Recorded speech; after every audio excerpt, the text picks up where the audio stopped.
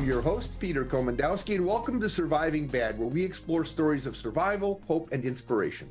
Today, we talk about marijuana and the long-term threat to our children. You know, the most important crop we grow here in Iowa is children, our future leaders. And one of the threats our parents and children face is the widespread emergence of marijuana products. The facts, the numbers, and the science are starting to show us that we're making some mistakes that can hurt children. James Henning, with over 30 years in public safety on the front lines in Colorado, a groundbreaking state in the marijuana business, is a founding member of Denver's marijuana policy team, works with drug endangered children's teams, and is recognized as an authority on the impact of marijuana. James, welcome to the show. Tell us a little bit about yourself. Well, Peter, thank you so much. I appreciate it, and I appreciate the opportunity to talk about marijuana and the impacts that we saw in Denver and now that we're kind of seeing across the United States. I started the job back in 1989. When I came on, if somebody had a joint in their pocket, they went to jail. That was it. And then the laws evolved, and to the point where in 2012, well, I made commander in about 2005, and then in 2012, they called me up and they said, James, you're going to narcotics. And I thought I'd be about the last guy they would call for that. And that was early 2012. And then as soon as I got there, somebody said, there's an amendment on the state constitution to legalize small amounts of recreational marijuana. And the way I start all these is it'll never happen, it'll never happen, it'll never happen. And it happened. And the feds didn't do anything about it. And we had no idea what was about to happen. Some people say we had to build the fire truck on the way to the fire. We didn't even know we were going to a fire. It impacted every agency in the city and county of Denver. We experienced surprises at every turn. So from 2012 to really 2020, I was kind of the lead marijuana guy through legalization in the Denver Police Department. The city of Denver really jumped in with both feet to marijuana legalization. And we were the first city and the first state and the first country in the world to legalize recreational marijuana, January 1st of 2014. And it's been quite a roller coaster ride. One of the things about why I appreciate so much being here is just having an opportunity to talk to you and talk to everyone about what we wish we would have known, what we didn't know what was about to happen. We didn't know what to expect. And we wound up legalizing a drug that we had no understanding. Everyone thought we were legalizing it's just weed. I call it it's just weed, right? That get giggly and go to Taco Bell weed that people smoke in college. And what happened was we legalized something, a whole nother stratosphere of drugs that started with it's just weed, but then quickly became much more impactful. High potency vapes and dabs, edibles, we saw impacts from that. We saw just marijuana flower, it's just weed is 2 or 3% THC. You can't even buy that anymore. If you went to the dispensary and said, I would like some Cheech and Chong marijuana, they would look at you like you were crazy. Marijuana flower basically is about 15% THC on up from there, maybe to 20-25%. Some people tout that it's much more, but the pressure on the industry is to sell very high THC marijuana. So they tend to go to the testing locations and push them towards giving them a higher rating. So we legalized an entirely new classification of drug. Yeah, and from what I understand, what is being sold by the marijuana industry today is way stronger than anything drug cartels or anything like that brought into our communities. Yes, everyone said we're gonna take the cartels out of the marijuana business when I would present to community members, and it was like we didn't have marijuana cartels in the business at that time. We do now, The black market took off in Denver. People could grow marijuana and distribute marijuana in plain sight. There's incredible amounts of money in the illegal trade of marijuana, not just the licensed industry, but that set the stage to have the unlicensed industry operate below us. I'm kind of proud of the fact in Colorado we got ahead of that, and we did a lot to control that industry.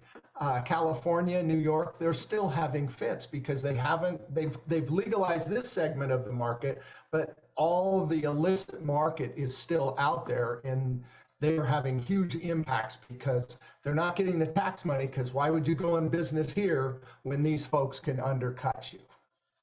Well, man, these are great points. I'm looking forward to continuing the conversation. Stay tuned. After a short break, we'll be right back.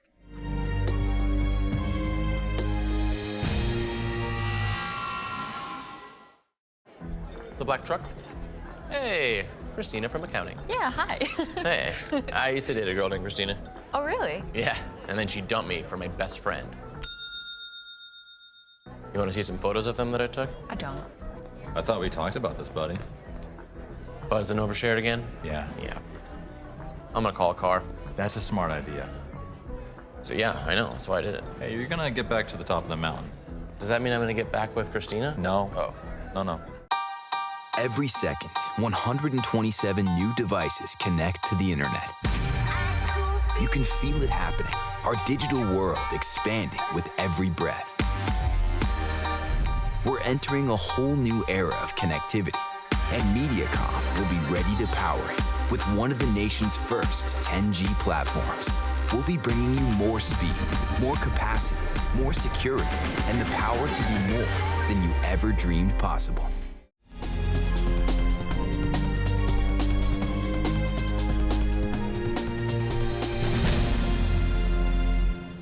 Welcome back to Surviving Bad. We're talking with James Henning, who comes to us from Colorado, where the marijuana experiment has been going on long enough for us to see some definitive patterns.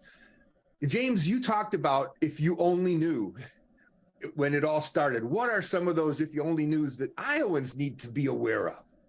Well, I really think that I talked about we legalized a new classification of drug, and I look back at where we missed the mark, where we kind of had an idea, well, maybe this isn't a good idea, but we couldn't articulate it at the time.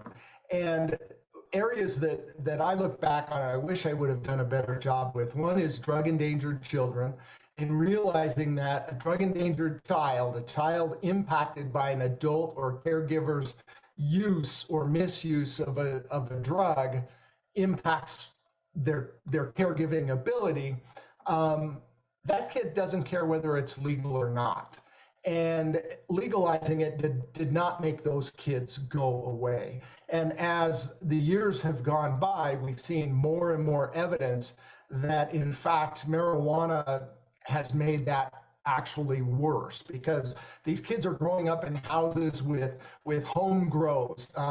This house, I built this house to be a house, not to be a greenhouse, right? The electrical issues, the mold, the fire hazards, you name it. And kids are growing up in these houses as parents are growing marijuana for their own use and for the illegal market. Another one is just abuse and neglect. We never understood. Everyone says, oh, marijuana is the happy drug. Marijuana is the drug that, alcohol, that's the bad one. But when you start looking at the data that's coming in, looking at the data coming out of Texas on abuse and neglect fatalities, marijuana is the number 1 drug that's present. When there is a drug present when a child dies, marijuana is number 1. It's twice, 2 or 3 times more than alcohol, methamphetamine, cocaine, opioids. It seems to be almost the accelerant, and abuse and neglect deaths, some 200 or 300. So you have kids growing up in these environments with parents using, and then the kicker is kids are experiencing what are called ACEs, adverse childhood experiences, which is really that trauma that impacts their brain development, impacts their social development, impacts their schooling, and then that carries with them throughout their life. And that's where I really get passionate. That's the first side of the coin. And when we first started, nobody was talking about kids. Everyone thought, oh, we'll just legalize it. It'll be okay. Smoke, it's just weed in your basement. And that's it. You win, go away. And we didn't realize the impacts we were going to have on kids. You know, we also seen this first started in Colorado, and now we're seeing it here in Iowa, the idea of edibles. Yes. Looking like candies and things like that. Are they targeting kids with this stuff? Yes, absolutely. So edibles was something we never saw coming. I thought when this started, I thought edibles was you just ground up marijuana like oregano, threw it in the brownie mix, stirred it up, and you cooked it. And I couldn't figure out why anyone would want to ruin a perfectly good brownie with this stuff. So edibles, they're made with extracted marijuana, with extracted THC, and they're put in any product you can imagine. Go to your refrigerator, go to your pantry, anything you see there could be an infused product, an edible. And edibles impact the body differently than smoked marijuana. Smoked marijuana goes to your brain, goes to your lungs, go to your bloodstream and impacts the CB1 receptors of your brain, and it's almost immediate.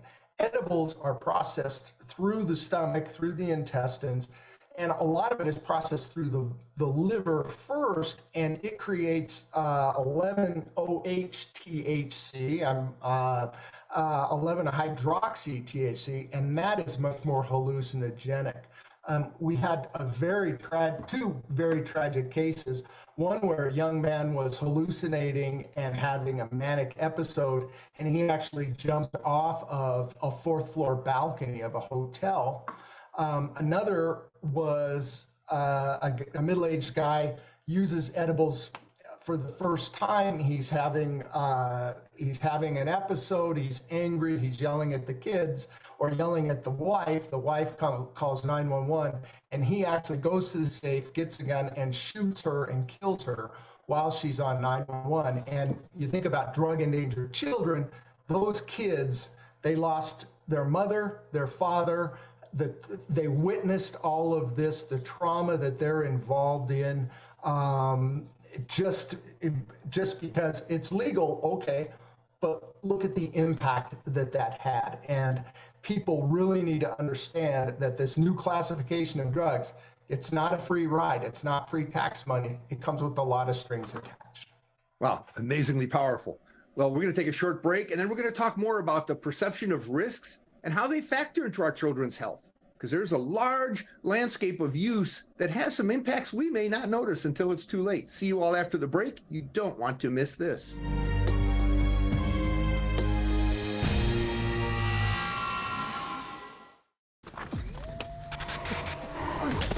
Multiple studies have shown that marijuana can slow both driver reaction and response time, which can be really dangerous. He's here. He's here. Wait. What? I can't drive. Why? My. Oh.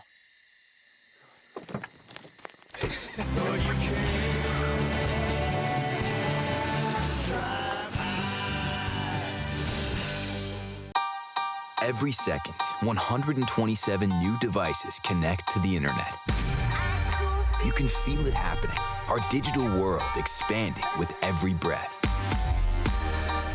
We're entering a whole new era of connectivity, and MediaCom will be ready to power it with one of the nation's first 10G platforms. We'll be bringing you more speed, more capacity, more security, and the power to do more than you ever dreamed possible.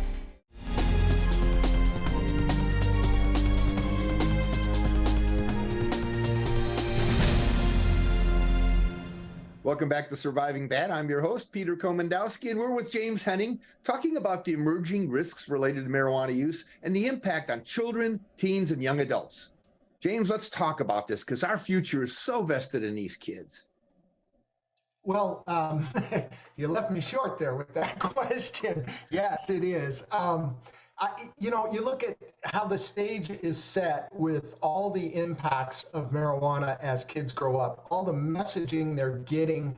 You can't watch a Netflix show without the obligatory weed smoking scene, or the messages that all these kids are getting when they go on the internet. They're not talking to an old guy from Denver about marijuana. They are looking at very professional marketing items meant to get them to understand that everybody's doing it and it's harmless, and that the truth can't be farther from that. So they're set up. Marijuana is the answer to so many of their problems. Unfortunately, some of them have those adverse childhood experiences, a lot of trauma. So how do they treat those? How do they treat those issues? Culture pushes them towards marijuana because that's going to fix their problems. And it's the exact wrong drug at the exact wrong time. And I say that because the impacts to adolescent brain development, the earlier a child consumes marijuana, the earlier an adolescent consumes marijuana and at the higher potency, the more likely they are to experience mental health issues, including depression, anxiety, psychotic episodes, psychosis, as well as suicidal thoughts and suicide attempts. It really is tragic, and that goes back to how the brain is developing and how THC impacts that brain development. Yeah, it's rather interesting because we're old guys, Right. and sometimes we're preaching a little bit to kids. But I mean, when we look back on our lives, the scariest times that generally we remember are the times when we've lost control.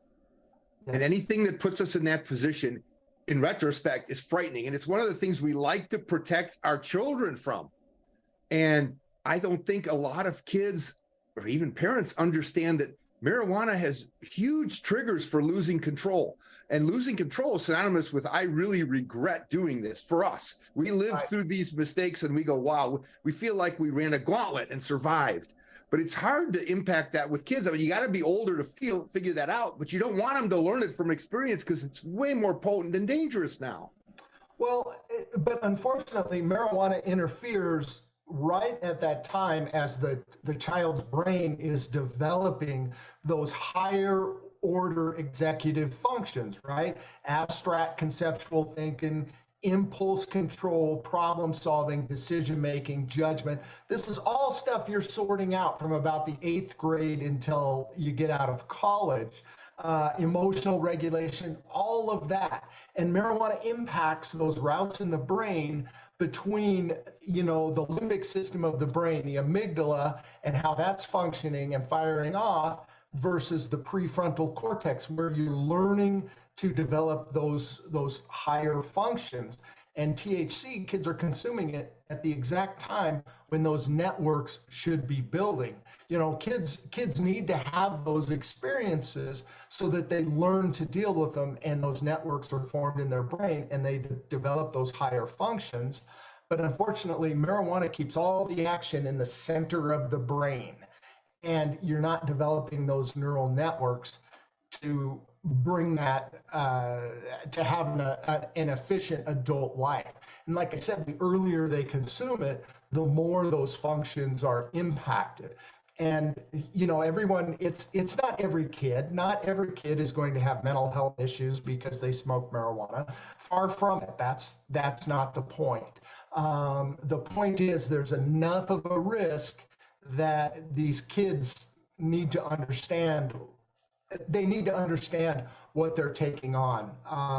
It's fascinating because we had a doctor once say that he didn't want to promote alcohol use, but in many ways, marijuana may be a much more dangerous drug for the simple reason it says alcohol use is like hitting yourself with a hammer. It's a blunt instrument.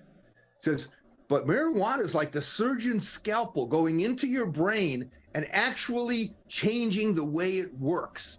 And, Yes. and it's not something easy to recover from. Yes. Well, kids don't smoke tobacco anymore. Why? Because later in life, 20, 30, 40 years from now, they're going to develop lung disease, heart disease, and cancer. And when kids now, they understand, oh, I'm not going to smoke because I don't want all this stuff later in life.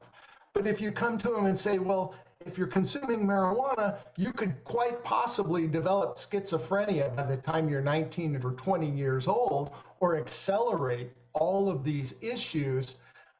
It's just weed. It's just weed. Don't worry about it.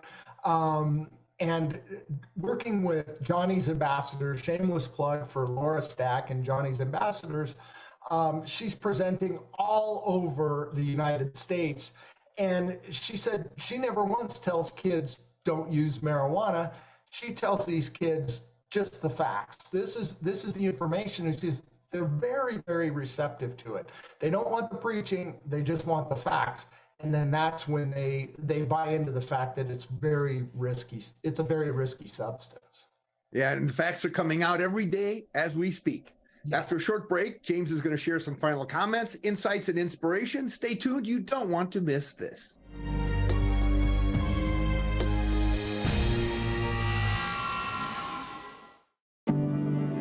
Today, more than ever, you need fast, reliable internet.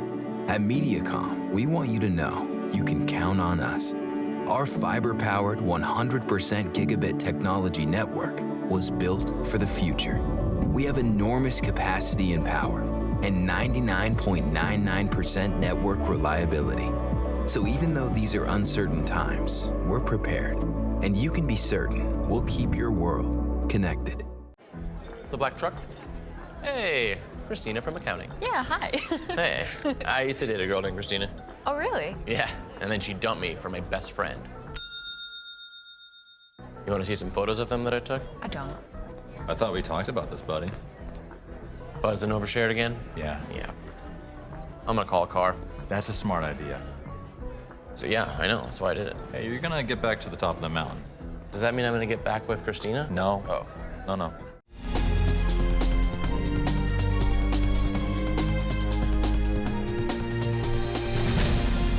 Welcome back. Today on Surviving Bad, we're talking about marijuana and the long-term threat to our children. Let's see what insights James has to share with us. Welcome back. Okay, thanks, Peter. So just to kind of wrap everything up, as we legalized all of this and we were going through it, people came to us and they said, oh, see, the sky didn't fall down. We legalized marijuana. There's no dead people laying in the street. This is a success.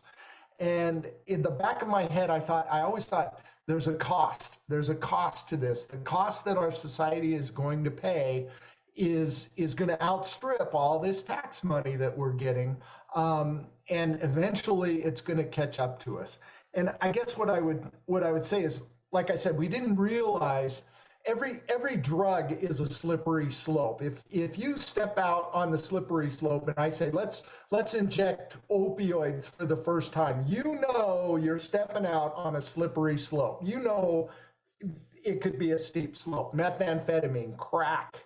Everyone thinks the slope for marijuana is real flat and that, college, it's just weed. It's not bad. Well, what happened was the slippery slope of marijuana, it's gotten much steeper now, and the risk to consuming it, and there's a cost to that. There's a cost in the mental health issues that we're experiencing across all of our communities.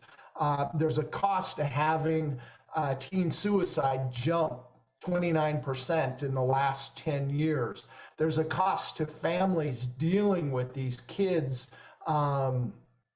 dealing with kids on that mental health roller coaster. And these costs came bound up in marijuana. And I don't know how much tax money would balance out having an increase in schizophrenia or having an increase in teen suicide. What's that worth? And looking back, I wish I would have pounded that drum a little more, but quite frankly, we didn't have the studies. We didn't have all that information. We didn't know that we were getting into that slippery slope. And the slope continues. These dispensaries, a lot of people are under the impression that utilizing THC, utilizing marijuana for nausea during pregnancy, prenatal use is a good idea. And you start looking at the impacts to those children just pre-birth and what's happening there. In a lot of ways, it's a tragedy. People somehow think that marijuana is a free ride, and that there's no risk and there's no cost to either themselves or the community. And what I would throw out is, you don't get to use any drug, whether it's sugar, alcohol, nicotine, or crack. You can't use it in a vacuum. You're impacting either yourself, or you're impacting your family, or you're impacting your communities. You know, statistics have shown that a sporadic recreational marijuana user has a 1 in 6 to 1 in 8 chance of becoming chemically dependent on that and having a problem with substance use disorder. Yes. We have looked at birth rates of fetal marijuana syndrome babies, and they're traditionally lower birth rates with some stunted development, and especially if a mother breastfeeds and uses any kind of marijuana product. So the numbers are scary. I mean, for a high school or middle school kid, if you're sitting in a room and there's 10 people and they all tried a little marijuana, you know, 1 or 2 of them is going to have a lifelong problem with that use. I always think of that guy. We all remember that guy that in middle school, he or she were really sharp, straight A's, sports, productive, and then they discovered weed. It's just weed, right? Back then, when they were a freshman in high school, and by the time they were a senior, it was all they could do to really get off their mama's couch. Yeah, we called them burnouts back then. Yeah, exactly. And what's happening now, the marijuana use now is exponentially more powerful. So in wrapping it up, I don't know how I would wrap it up. We could talk for hours about the impact. I would want to communicate to people that it's never too late. It's never too late to help these kids, to talk to our kids about marijuana use. One study I saw showed that if you can delay use of any substance until you're 21 years old, the chances of you experiencing substance use disorder drops down to 4%. And to me, you know what? We got to educate these kids. They're receptive to it if we do it the right way, and hopefully we can minimize the impact of this tidal wave. Well, thank you so much for joining us, James, and thank you all for watching today. Check out our website, ahealthyiowa.org, and keep your eye on MediaCom MC22 for our next episode of Surviving Bad, where we explore stories of survival, hope, and inspiration. On MediaCom MC22, your local programming leader.